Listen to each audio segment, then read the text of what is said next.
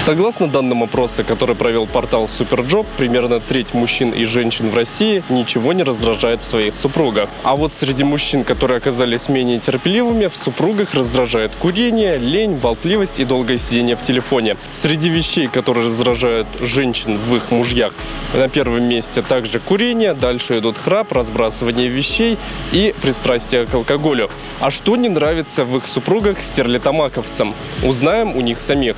Что вас раздражает в вашем супруге? Когда он на меня не тратит. Я даже не знаю, медлительность, наверное. Очень сильно раздражает, потому что человек активный. И когда все это медленно. Ходьба по магазинам, я думаю. Такой вот самый такой. Прям устаю очень сильно. Вроде походили, да ничего не купили. В общем, на следующий день снова там пойдем туда, пойдем сюда. И, в общем, да и отказать вроде как-то не так. Ну, бывает по-разному. Долго лежит на диване? Практически ничего. Раздражает, потом носки разбрасывает. Не разбрасывает. Вот, мне кажется, это единственный человек, который не разбрасывает носки. В мире? Ну, может быть, в мире.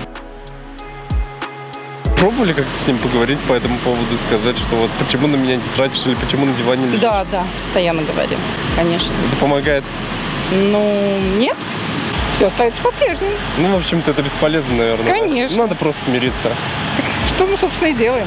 Честно сказать, я больше смирился, как бы не так уж прям критично все. Его в вас что раздражает? Я думаю, то же самое. Например, Когда я на себя трачу. И когда лежите на И диване? когда я лежу на диване, да. Это надо его спрашивать, наверное. Нет, не спрашивала.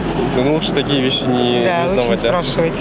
Ну, наверное, потому что такая строгая жена. Может, это не нравится.